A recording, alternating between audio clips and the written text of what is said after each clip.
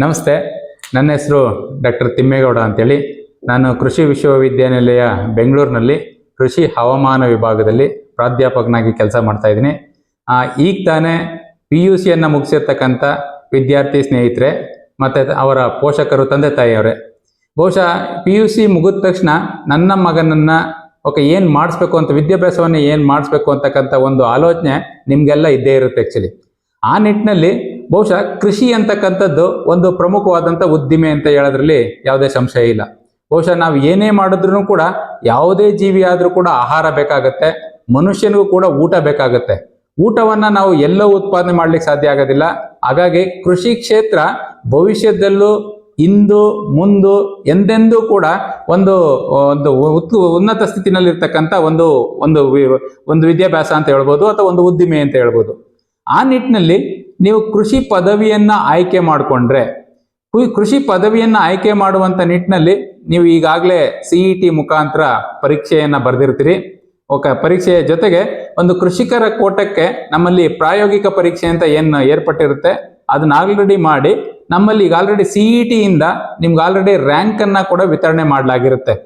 So ಯಾವ ವಿದ್ಯಾರ್ಥಿಗಳಿಗೆ ಕೃಷಿ ಒಂದು ಸೀಟ್ ಸಿಗುವಂಥ ಸಾಧ್ಯತೆ ಇರುತ್ತೋ ಆ ಮಕ್ಕಳು ಕೃಷಿಯನ್ನ ಆಯ್ಕೆ ಮಾಡಿಕೊಂಡ್ರೆ ಅವ್ರ ಭವಿಷ್ಯ ಯಾವ ರೀತಿ ಇರುತ್ತೆ ಅಂತಕ್ಕಂಥದ್ನ ಈ ಒಂದು ವಿಡಿಯೋನಲ್ಲಿ ನಾವು ನೋಡೋಣ.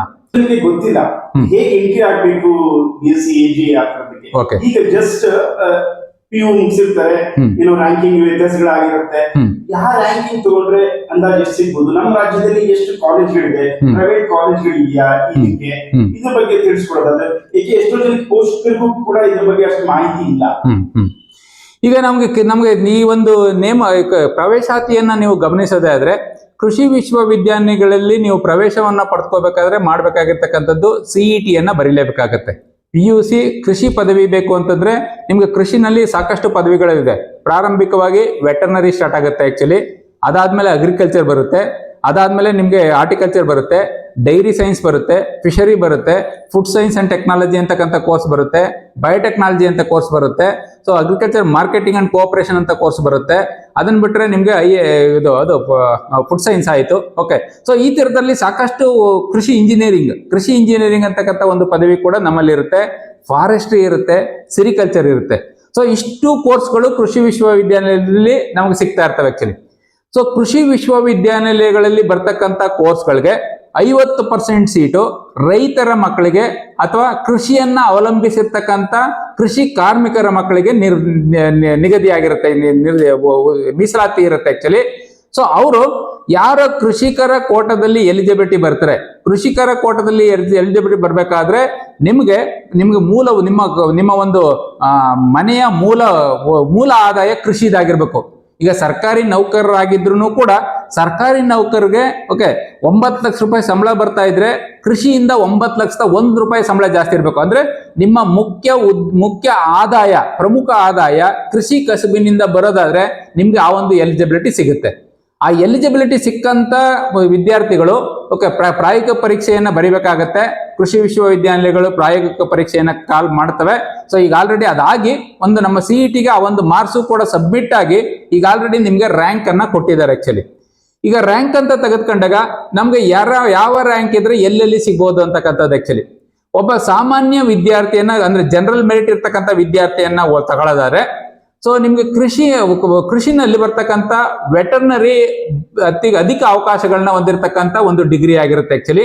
ಯಾರ ರ್ಯಾಂಕ್ ತುಂಬಾ ಕಡಿಮೆ ಇರುತ್ತೋ, ಅಂದ್ರೆ ಮೆರಿಟೋರಿಯಸ್ ಇರ್ತಾರೋ, ಅವರು ವೆಟರ್ನರಿಯನ್ನು ಚೂಸ್ ಮಾಡ್ತಕ್ಕಂಥದ್ದು ಸಾಧ್ಯ ಇರುತ್ತೆ. ವೆಟರ್ನರಿ ಸೀಟ್ ಸಿಗ್ಬೇಕು ಅಂತಂದ್ರೆ ವಿವಿಧ ಮೀಸಲಾತಿಗಳನ್ನ ಪರಿಗಣಿಸಿದ್ರೆ 1000 ಒಳಗಡೆ ರ್ಯಾಂಕಿಂಗ್ ಇರಬೇಕಾಗುತ್ತೆ ಆಕ್ಚುಲಿ. 1000 ಒಳಗಡೆ ರ್ಯಾಂಕಿಂಗ್ ಇದ್ರೆ ಬೇರೆ ಬೇರೆ ಕಾಲೇಜ್ಗಳಲ್ಲಿ ವೆಟರ್ನರಿ ಸಿಗುವಂತ ಸಾಧ್ಯತೆ ಜಾಸ್ತಿ ಇರುತ್ತೆ. ಆ ನಂತರ ಬರ್ತಕ್ಕಂಥದ್ದು ಕೃಷಿಗೆ ಪ್ರಾಮುಖ್ಯತೆ ಬರುತ್ತೆ. ಕೃಷಿ ಪದವಿಯನ್ನ ಬೇಕು ಅಂತಕ್ಕಂಥ ಮಕ್ಕಳಿಗೆ ಸಾಮಾನ್ಯವಾಗಿ ಬೇರೆ ಬೇರೆ ಕ್ಯಾಂಪಸ್ ಅಲ್ಲಿ ಬೇರೆ ಬೇರೆ ರ್ಯಾಂಕಿಂಗ್ ಬರ್ತಕ್ಕಂಥ ಸಾಧ್ಯತೆ ಇರುತ್ತೆ.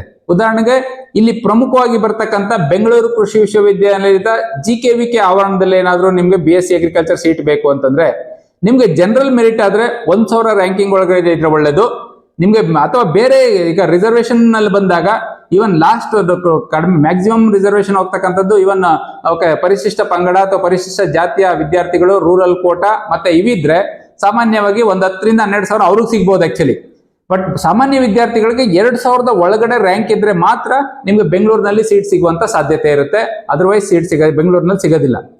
ಅದಕ್ಕಿಂತ ಬೇರೆ ಕ್ಯಾಂಪಸ್ಗಳನ್ನು ಸೆಲೆಕ್ಟ್ ಮಾಡಿದ್ರೆ, ಬೇರೆ ಕ್ಯಾಂಪಸ್ ಅಂದ್ರೆ ಧಾರವಾಡದಲ್ಲಿ ವಿಶ್ವವಿದ್ಯಾನಿಲಯ ಇದೆ, ರಾಯಚೂರಿನಲ್ಲಿ ವಿಶ್ವವಿದ್ಯಾನಿಲಯ ಇದೆ, ಶಿವಮೊಗ್ಗದಲ್ಲಿ ವಿಶ್ವವಿದ್ಯಾನಿಲಯ ಇದೆ, ಮಂಡ್ಯದಲ್ಲಿ ವಿಶ್ವವಿದ್ಯಾನಿಲಯ ಇದೆ. ಅದರಡಿನಲ್ಲಿ ಬೇರೆ ಬೇರೆ ಕಾಲೇಜ್ಗಳಿದಾವೆ. ಬೆಂಗಳೂರಿನಲ್ಲಿ ತಗೊಳ್ಳಿದ್ರೆ ಚಿಂತಾಮಣಿ ಮತ್ತೆ ಬೆಂಗಳೂರಿನಲ್ಲಿದೆ. ನಿಮ್ಮ ಮಂಡ್ಯದಲ್ಲಿ ತಗೊಳ್ಳಿದ್ರೆ ಮಂಡ್ಯ, ಹಾಸನಲ್ಲಿ, ಚಾಮರಾಜನಗರದಲ್ಲಿ ಈ ಒಂದು ಪದವಿಯನ್ನ ಕೊಡ್ತಕ್ಕಂಥ ಕಾಲೇಜ್ ಇದೆ. ಶಿವಮೊಗ್ಗದಲ್ಲಿ ಇರುವಕ್ಕಿ ಮತ್ತೆ ನವಿಲೆ ಕ್ಯಾಂಪಸ್ ಅಲ್ಲಿ ನಮ್ಗೆ ಈ ಒಂದು ಪದವಿಯನ್ನ ಕೊಡ್ತಕ್ಕಂಥ ಕಾಲೇಜ್ ಇದಾವೆ. ಆಮೇಲೆ ಅದನ್ನ ಬಿಟ್ರೆ ನಿಮ್ಗೆ ನೆಕ್ಸ್ಟ್ ರಾಯಚೂರಲ್ಲಾದ್ರೆ ರಾಯಚೂರು, ಗುಲ್ಬರ್ಗ ಮತ್ತೆ ಬಳ್ಳಾರಿ ಅಂತೀನಿ, ಇದು ಅದು ಭೀಮರಾಯನಗುಡಿನಲ್ಲಿ ಈ ಒಂದು ಕಾಲೇಜ್ ಇದೆ. ಧಾರವಾಡದಲ್ಲಿ ವಿಜಯಪುರ ಮತ್ತೆ ಧಾರವಾಡ ಕ್ಯಾಂಪಸ್ ನಲ್ಲಿ ಈ ಒಂದು ಕಾಲೇಜ್ ಇದೆ. ಸೊ ಈ ರೀತಿ ವಿವಿಧ ಕಾಲೇಜ್ಗಳಲ್ಲಿ ಬಂದಾಗ ಪ್ರಮುಖವಾಗಿ ವಿಶ್ವವಿದ್ಯಾನಿಲಯ ಕೇಂದ್ರೀಕೃತವಾದಂತಹ ಕಾಲೇಜ್ಗಳಲ್ಲಿ ನಿಮ್ಗೆ ಸುಮಾರು 3,000-3,500 ರ್ಯಾಂಕಿಂಗ್ ಅಲ್ಲಿ ನಿಮ್ಗೆ ಸೀಟ್ ಸಿಗೋದೇ ಆದ್ರೆ, ಬೇರೆ ಔಟ್ ಸ್ಟೇಷನ್ ಕ್ಯಾಂಪಸ್ ಗಳಿಗೆ ಬಂದಾಗ ನಿಮ್ಗೆ 5,000 ರ್ಯಾಂಕಿಂಗ್ ವರ್ಗೂ ಕೂಡ ನಿಮ್ಗೆ ಸೀಟ್ ಸಿಗುವಂತ ಸಾಧ್ಯತೆ ಇರುತ್ತೆ. ಔಟ್ ಸ್ಟೇಷನ್ ಅಂತಂದ್ರೆ ಈಗ ನಮ್ಮಲ್ಲಿ ಚಿಂತಾಮಣಿ, ಓಕೆ, ಅಂದ್ರೆ ವಿಶ್ವವಿದ್ಯಾನಿಲಯದ ಕೇಂದ್ರವನ್ನ ಹೊರತುಪಡಿಸಿ ಬೇರೆ ಕ್ಯಾಂಪಸ್ ಗಳಲ್ಲಿ ತಗೊಳ್ಳೋದಾದ್ರೆ ನಿಮ್ಗೆ 5,000 ರ್ಯಾಂಕಿಂಗ್ ವರ್ಗೂ ಕೂಡ ಸಿಗುವಂತ ಸಾಧ್ಯತೆ ಇರುತ್ತೆ. ಯಾವ ಮಕ್ಕಳುಗಳು ನೀವು ಆ ರ್ಯಾಂಕಿಂಗ್ ಅಲ್ಲಿ ಇದ್ರೋ ಆದಷ್ಟು ಅದನ್ನ ಆಯ್ಕೆ ಮಾಡ್ಕೋಬಹುದಾಗಿರುತ್ತೆ ಆಕ್ಚುಲಿ. ಇನ್ನು ಅದನ್ನ ಬಿಟ್ರೆ next horticulture, forestry, sericulture, agri business management ಈ ತರದ ಬೇರೆ ಕೋರ್ಸ್ಗಳಿಗೆ ಬಂದಾಗ ನಿಮ್ಗೆ 6,000-7,000 ರ್ಯಾಂಕಿಂಗ್ ವರೆಗೂ ಕೂಡ ಸೀಟ್ ಸಿಗುವಂತ ಸಾಧ್ಯತೆಗಳಿರ್ತವೆ. ಸೊ ಕೆಲವೊಂದು ಕೋರ್ಸ್ಗಳಲ್ಲಿ ರಿಸರ್ವೇಶನ್ ಮೀಸಲಾತಿಯನ್ನ ಪರಿಗಣಿಸಿದ್ರೆ 20-25,000 ರ್ಯಾಂಕಿಂಗ್ ಕೂಡ ಸಿಗುವಂತ ಸಾಧ್ಯತೆ ಇರ್ತವೆ. ಎಲ್ಲೆಲ್ಲಿ ವಿದ್ಯಾರ್ಥಿಗಳ ಸಂಖ್ಯೆ ಕಡಿಮೆ ಇರುತ್ತೋ ಅಂತ ಕಡೆ ಆ ಒಂದು ಇದು ಬರುತ್ತೆ. ಬಹುಶಃ ನೀವು CET ಬ್ರೋಷರ್ ಅನ್ನು ತೆಗೆದು ನೋಡಿದ್ರೆ, CET ಅಥವಾ ವೆಬ್ಸೈಟ್ಗೆ ಹೋದ್ರೆ ಲಾಸ್ಟ್ ಇಯರ್ ಯಾವ ಕಾಲೇಜ್ಗೆ ಯಾವ ಮೀಸಲಾತಿಗೆ ಎಲ್ಲೆಲ್ಲಿಗೆ ಕಟಾಪ್ ಇತ್ತೆ ಅಂತಕ್ಕಂಥ ಒಂದು ಮಾರ್ಗ ಸಿಗುತ್ತೆ. ನಿಮಗೆ ಒಂದು ಇದು ಸಿಗುತ್ತೆ, ಡಾಕ್ಯುಮೆಂಟ್ ಸಿಗುತ್ತೆ. ಅದನ್ನ ನೋಡ್ಕೊಂಡ್ರೆ ನಿಮ್ಗೆ ಆ ಒಂದು ಸೀಟ್ ಲಭ್ಯ ಆಗೋದಕ್ಕೆ ಸಾಧ್ಯ ಆಗುತ್ತೆ. ಸೊ ಇನ್ನು ಪ್ರವೇಶ ಪಡೆಯೋದು ಹೆಂಗೆ ಅಂತ ಹೇಳ್ಬಿಟ್ಟು, ಆ ದಾಖಲಾತಿ ನಿಮ್ಗೆ CET ರ್ಯಾಂಕ್ ಅನ್ನ ಕೊಟ್ಟ ಮೇಲೆ ನಿಮ್ಮ ಡಾಕ್ಯುಮೆಂಟ್ ವೆರಿಫಿಕೇಶನ್ ಆದ ತಕ್ಷಣ ನಿಮ್ಗೆ ಆಪ್ಷನ್ ಎಂಟ್ರಿಗೆ ಈಗಾಗಲೇ ಬಿಟ್ಟಿದ್ದಾರೆ. ಈಗ ರೈಟ್ ನಾವು ಆಪ್ಷನ್ ಎಂಟ್ರಿ ನಡೀತಾ ಇದೆ ಆಕ್ಚುಲಿ. ಆಪ್ಷನ್ ಎಂಟ್ರಿನಲ್ಲಿ ನೀವು ವಿವಿಧ ಕಾಲೇಜ್ಗೆ ಒಂದೊಂದು ಕೋಡ್ ಇರುತ್ತೆ. ಆ ಕಾಲೇಜು ಮತ್ತೆ ಕೋರ್ಸ್ ಅನ್ನ ಪರಿಗಣಿಸಿ ಕೋಡ್ ಅನ್ನ ಎಂಟ್ರಿ ಮಾಡ್ತೀರಿ.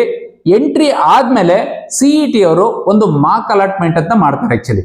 ಮಾರ್ಕ್ ಅಲಾಟ್ಮೆಂಟ್ ಅಲ್ಲಿ ನೀವು ಉದಾಹರಣೆಗೆ ಒಂದು 200 ಆಪ್ಷನ್ಸ್ ಅನ್ನ ಎಂಟ್ರಿ ಮಾಡಿರ್ತೀರಿ. ಅದರಲ್ಲಿ ಕೃಷಿ ವಿಶ್ವವಿದ್ಯಾಲಯ GKVK ಬೆಂಗಳೂರನ್ನ 5ನೇ ಆಪ್ಷನ್ ಅಥವಾ 6ನೇ ಆಪ್ಷನ್ ಕೊಟ್ಟಿರ್ತೀರಿ ಅಂತ ಇಟ್ಕೊಳ್ಳಿ. ಸೊ ಉದಾಹರಣೆಗೆ ನಿಮ್ಗೆ 6ನೇ ಆಪ್ಷನ್ ಕೃಷಿ ವಿಶ್ವವಿದ್ಯಾಲಯ ಬೆಂಗಳೂರು ಸಿಕ್ಕಿರೋದಿಲ್ಲ, 10ನೇ ಆಪ್ಷನ್ ಇರ್ತಕ್ಕಂಥ ಯಾವ್ದೋ ಚಿಂತಾಮಣಿ ಕ್ಯಾಂಪಸ್ ಅಲ್ಲಿ ಇರ್ತಕ್ಕಂಥ ಒಂದು ಕಾಲೇಜ್ ಸಿಕ್ಕಿರುತ್ತೆ. ಬಹುಶಃ ನೀವು ಚಿಂತಾಮಣಿಯನ್ನ ಮೇಲ್ ಹಾಕ್ಬಿಟ್ಟಿರ್ತೀರ ಅಂತ ಇಟ್ಕೊಳ್ಳಿ, 3ನೇ ಆಪ್ಷನ್ಗೆ ಹಾಕ್ಬಿಟ್ಟಿರ್ತೀರ.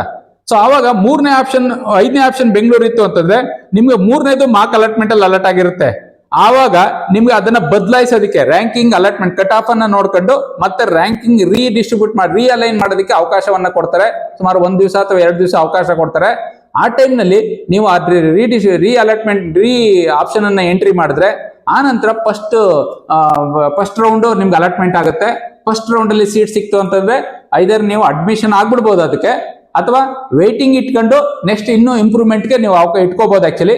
ಸೊ ಆ ಒಂದು ಪ್ರಕ್ರಿಯೆ CET ಮುಖಾಂತರ ಆಗೋದ್ರಿಂದ ನಿಮ್ಗೆ ಅದೊಂದು ಸೆಲ್ಫ್ ಎಕ್ಸ್ಪ್ಲನೇಟರಿ ಇರುತ್ತೆ. ನೀವು ಆ ರೀತಿನಲ್ಲಿ ಎಂಟ್ರಿ ಆಗ್ತಕ್ಕಂಥದ್ದು ಒಂದಾಗುತ್ತೆ.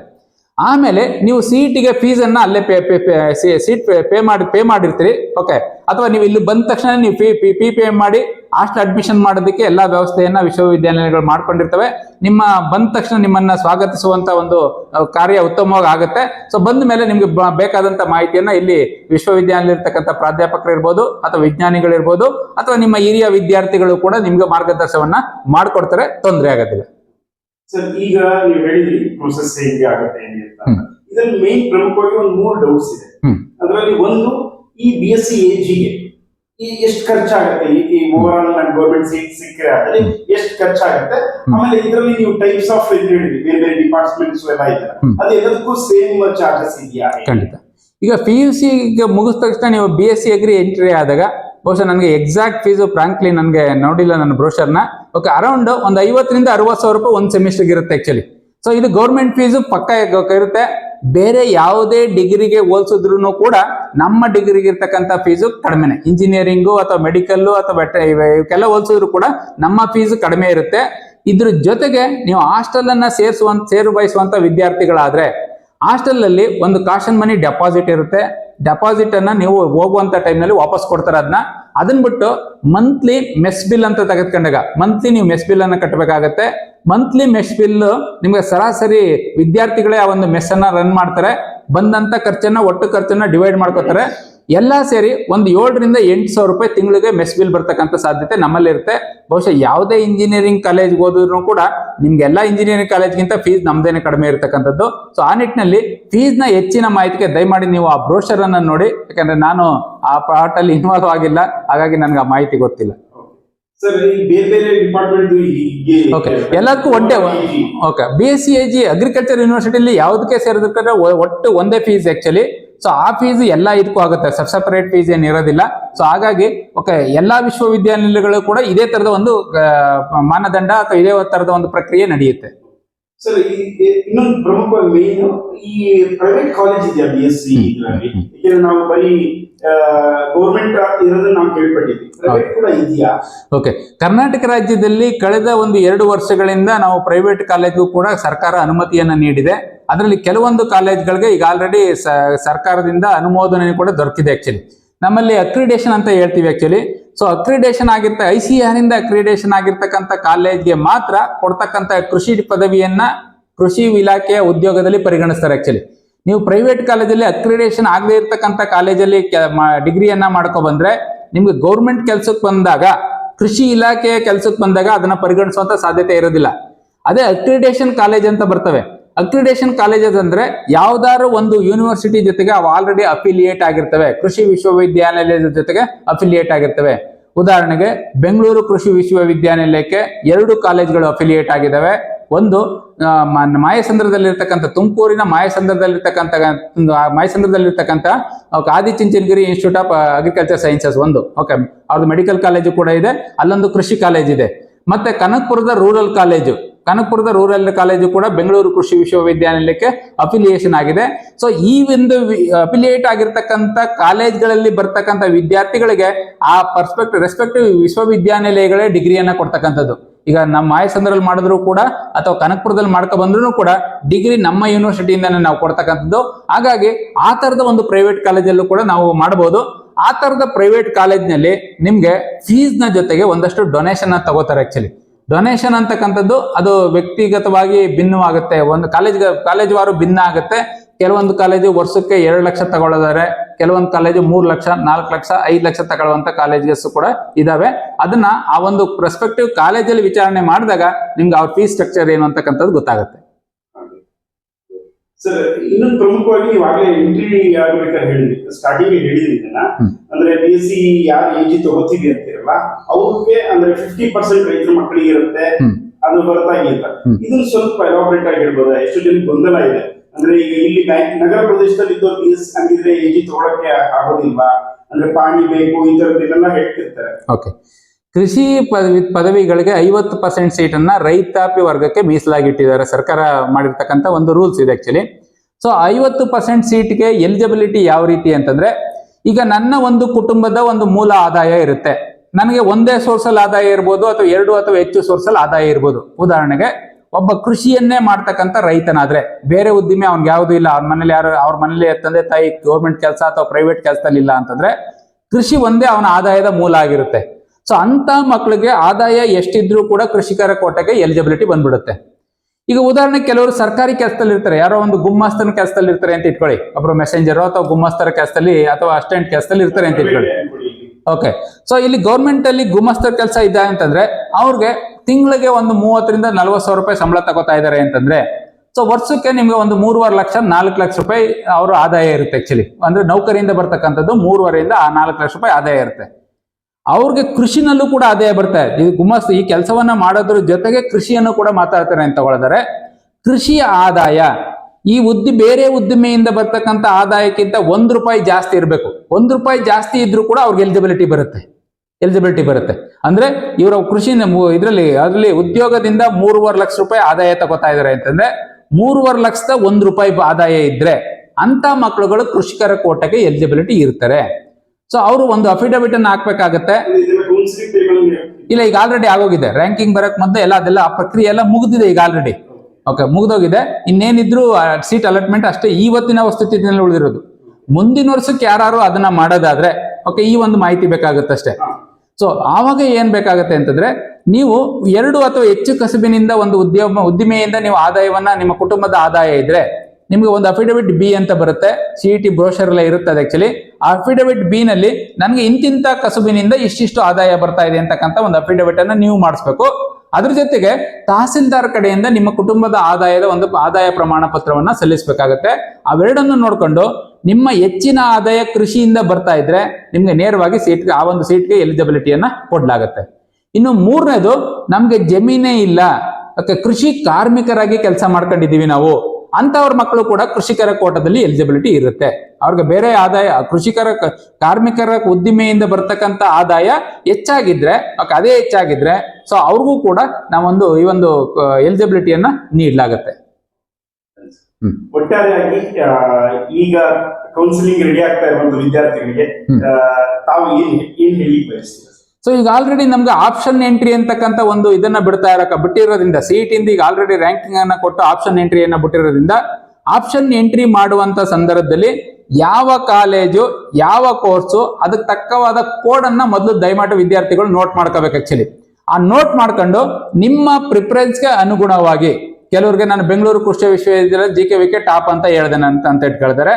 ನನಗೆ ಇದಾದ್ರೆ ರಾಯಚೂರಿಂದ ಬರ್ತಕ್ಕಂಥ ವಿದ್ಯಾರ್ಥಿಗೆ ಇಲ್ಲಿಗೆ ಬಂದ್ರೆ ಖರ್ಚು ಜಾಸ್ತಿ ಆಗುತ್ತೆ, ನಾನು ರಾಯಚೂರಲ್ಲೇ ಫಸ್ಟ್ ಪ್ರಿಫರೆನ್ಸ್ ಕೊಡ್ತೀನಿ ಅಂತ ಯೋಚನೆ ಮಾಡ್ಬೋದು ಆಕ್ಚುಲಿ. ಸೊ ತಮ್ಮ ವಸ್ತುಸ್ಥಿತಿಯನ್ನ ಪರಿಗಣಿಸಿ, ನಿಮ್ಗೆ ಯಾವ ಕಾಲೇಜು ಉತ್ತಮ ಅಂತಕ್ಕಂಥದ್ನ ನೀವು ಅಲ್ಲಿರ್ತಕ್ಕಂಥ ನಿಮ್ಮ ಹಿರಿಯರು ಇರ್ಬೋದು ಅಥವಾ ಹತ್ತಿರದಲ್ಲಿರ್ತಕ್ಕಂಥ ಕೃಷಿ ವಿಶ್ವವಿದ್ಯಾನಿಲಯಗಳಿರ್ತಕ್ಕಂಥ ವಿಜ್ಞಾನಿಗಳು ಅಥವಾ ಯಾರಿಗೊಬ್ರು ಮಾರ್ಗದರ್ಶನ ಮಾಡುವಂತವ್ರು ಇರ್ತಾರೆ, ಅವರ ಮಾರ್ಗದರ್ಶನವನ್ನ ತೆಗೆದುಕೊಂಡು ನೀವು ಆ ಒಂದು ಸೀಕ್ವೆನ್ಸ್ ಅನ್ನ ನೀವು ಒಂದ್ ಸ್ವಲ್ಪ ಎಚ್ಚರಿಕೆಯಿಂದ ಎಂಟ್ರಿ ಮಾಡ್ತಕ್ಕಂಥದ್ದು ಒಳ್ಳೇದು. ಯಾಕಂದ್ರೆ ಆಪ್ಷನ್ ಎಂಟ್ರಿ ಮಾಡ್ಬಿಟ್ಟು ಒಂದು ಮಾರ್ಕ್ ಅಲಾಟ್ಮೆಂಟ್ ಆದ್ಮೇಲೆ ನೀವು ಬ್ಲಾಕ್ ಮಾಡಿದ್ರಿ ಸೀಟ್ನ ಅಂತಂದ್ರೆ ನೀವು ಅದು ಬ್ಲಾಕ್ ಆಗ್ಬಿಡುತ್ತೆ ಆಕ್ಚುಲಿ. ಆಮೇಲೆ ನಿಮ್ಗೆ 5ನೇ ಆಪ್ಷನ್ ಸೀಟ್ ಸಿಕ್ಕಿರುತ್ತೆ ಅಂತಂದ್ರೆ ಅದ್ರ ಕೆಳಗಡೆ ಇರ್ತಕ್ಕಂಥ ಎಲ್ಲಾ ಕಾಲೇಜು ಡಿಲೀಟ್ ಆಗ್ಬಿಡ್ತವೆ, ಆಯ್ತಾ. ಸೊ ಆ ಕಾರಣದಿಂದ ನೀವು ಆಪ್ಷನ್ ಎಂಟ್ರಿ ಮಾಡುವಂತ ಸಂದರ್ಭದಲ್ಲಿ ಸ್ವಲ್ಪ ವಿವೇಚನೆಯನ್ನ ಇಟ್ಕೊಂಡು ಬೇರೆಯವರಿಂದ ಡಿಸ್ಕಸ್ ಮಾಡಿ ಮಾಹಿತಿಯನ್ನ ಪಡ್ಕೊಂಡು ಸರಿಯಾದ ರೀತಿಯಲ್ಲಿ ಆಪ್ಷನ್ ಎಂಟ್ರಿ ಮಾಡೋದಕ್ಕೆ ಪ್ರಯತ್ನ ಪಡಿ. ಆಮೇಲೆ ಆಪ್ಷನ್ ಎಂಟ್ರಿ ಆದ್ಮೇಲೆ ಅಲಾಟ್ಮೆಂಟ್, ಫಸ್ಟ್ ರೌಂಡ್ ಅಲಾಟ್ಮೆಂಟ್ ಆಗುತ್ತೆ. ಫಸ್ಟ್ ರೌಂಡ್ ಅಲಾಟ್ಮೆಂಟ್ ಅಲ್ಲಿ ನಿಮ್ಗೆ ಸಿಗುವಂತ ಸೀಟು ಕಟ್ ಆಫ್ ಜಾಸ್ತಿ ನಿಂತ್ಕೊಂಡು ನಿಮ್ಗೆ ಸಿಗ್ಲಿಲ್ಲ ಅಂತಂದ್ರೆ ನಿಮ್ಗೆ ಆ ಸೀಟನ್ನ ಹೋಲ್ಡ್ ಮಾಡ್ಕೊಂಡು ಮುಂದಿನ ಇಂಪ್ರೂವ್ಮೆಂಟ್ಗೆ ಹಾಕೋದಕ್ಕೆ CET ನಲ್ಲಿ ಅವಕಾಶ ಕೊಡ್ತಾರೆ. ಅದನ್ನ ಬಳಸ್ಕೊಂಡು ಉತ್ತಮವಾದ ಕಾಲೇಜನ್ನ ಆಯ್ಕೆ ಮಾಡೋದಕ್ಕೆ ಪ್ರಯತ್ನ ಪಡಿ. BSc AG ತಗೊಳ್ತಾ ಇರುವಂತ ವಿದ್ಯಾರ್ಥಿಗಳಿಗೆ ಏನಾದರೂ ತಮ್ಮ ಕಿವಿ ಮಾತು? ಖಂಡಿತ BSc AG ಬೇಕು ಅಂತಕ್ಕಂಥ ಬಯಸ್ತಕ್ಕಂಥ ವಿದ್ಯಾರ್ಥಿಗಳು ಬನ್ನಿ. BSc AG ನಮ್ಗೆ ಕೃಷಿ ವಿಶ್ವವಿದ್ಯಾನಿಲಯಗಳು, ನೀವು ಮೆರಿಟ್ ಇಂದ ಬರ್ತಕ್ಕಂಥ ವಿದ್ಯಾರ್ಥಿಗಳಿಗೆ ಖಂಡಿತ ಯಾವಾಗಲೂ ಕೂಡ ಬಾಗಿಲು ತೆಗೆದಿರ್ತವೆ. ಬನ್ನಿ, ಮತ್ತೆ ನಿಮ್ಗೆ ಬಂದಂತ ಸಂದರ್ಭದಲ್ಲೂ ಕೂಡ ನಿಮ್ಮನ್ನ ಸ್ವಾಗತಿಸಕ್ಕೆ ನಾವೆಲ್ಲ ಸಿದ್ಧವಾಗಿದ್ದೀವಿ. ಸೊ ಖುಷಿಯಾಗಿ ಬನ್ನಿ ಅಂತಕ್ಕಂಥದ್ದೇ ನನ್ನ ಒಂದು ಸಂದೇಶ. ಹೌದು, ಒಂದು ಕೃಷಿಯನ್ನ ಮಾಡುವಂತ ವಿದ್ಯಾರ್ಥಿಗಳು ನಿಮ್ಗೆ ಬಂದಂತ ನಂತರ ನಾನು ಏನ್ ಮಾಡ್ಬೇಕು ಅಂತಕ್ಕಂಥ ಒಂದು ಗುರಿಯನ್ನ, ನಿಮ್ಮ ಗುರಿಯನ್ನ ಫಸ್ಟ್ ನೀವು ಸರಿ ಯೋಚನೆ ಮಾಡ್ಕೊಂಡು ಅದಕ್ಕೆ ಪೂರಕವಾಗಿ ನಿಮ್ಮ ಗುರಿಯನ್ನ ಮಾಡುವಂತ ನಿಟ್ಟಿನಲ್ಲಿ ಮಾಡಬೇಕಾದಂತ ಕೆಲಸ ಕಾರ್ಯಗಳನ್ನ ಶ್ರದ್ಧೆ ಮತ್ತೆ ಒಂದು ನಿಷ್ಠೆಯಿಂದ ನೀವು ಮಾಡೋದೇ ಆದ್ರೆ ಖಂಡಿತ ಉತ್ತಮ ಪದವಿಯನ್ನ ಪಡ್ಕೊಳ್ಳೋದು ಹೋಗೋದ್ರ ಜೊತೆಗೆ ಉತ್ತಮ ಪ್ರಜೆಯಾಗಿ ಕೂಡ ಹೊರಗಡೆ ಹೋಗ್ಬೋದು. ಮತ್ತೆ ಅದಕ್ಕಿಂತ ಹೆಚ್ಚಾಗಿ ನಮ್ಮ ಒಂದು ಪರಿಸರ ಏನಿದೆ, ಕೃಷಿ ವಿಶ್ವವಿದ್ಯಾನಿಲಯದಲ್ಲಿ ಇರ್ತಕ್ಕಂಥ ವಾತಾವರಣ ಅಥವಾ ಪರಿಸರವನ್ನ ನೀವು ನೋಡಿದರೆ ಯಾವ ಕಾಲೇಜ್ಗಳಲ್ಲೂ ಕೂಡ ಇಂತಹ ಶುದ್ಧವಾದಂತ ಗಾಳಿ, ನಿಮ್ಗೆ ಶುದ್ಧವಾದಂತ ನೀರು, ಎಲ್ಲ ಒಂದು ಉತ್ತಮವಾದಂತ ಪರಿಸರದಲ್ಲಿ ನೀವು ಬೆಳಿತೀರಿ. ಹಾಗಾಗಿ ನೀವು ವೈಯಕ್ತಿಕವಾಗಿ ಉತ್ತಮವಾಗಿ ಪ್ರಜೆಯಾಗಿ ರೂಪುಗೊಳ್ಳೋದಕ್ಕೆ ಅನುಕೂಲ ಆಗುತ್ತೆ ಅಂತ ಹೇಳ್ತಕ್ಕಂಥ ಮಾಹಿತಿಯನ್ನ ತಾವು ತಿಳಿಸೋದಕ್ಕೆ ಇಷ್ಟಪಡ್ತೀನಿ. ಧನ್ಯವಾದಗಳು ಸರ್. ವಿಸ್ತೃತವಾಗಿ ವಿದ್ಯಾರ್ಥಿಗಳಿಗೆ ಅನುಗುಣವಾಗಿ ಮಾಹಿತಿಯನ್ನು ತಿಳಿಸ್ಕೊಟ್ಟಿದ್ದೀರಾ. ತುಂಬ ಧನ್ಯವಾದಗಳು ಸರ್. Thank you. ನಮಸ್ಕಾರ.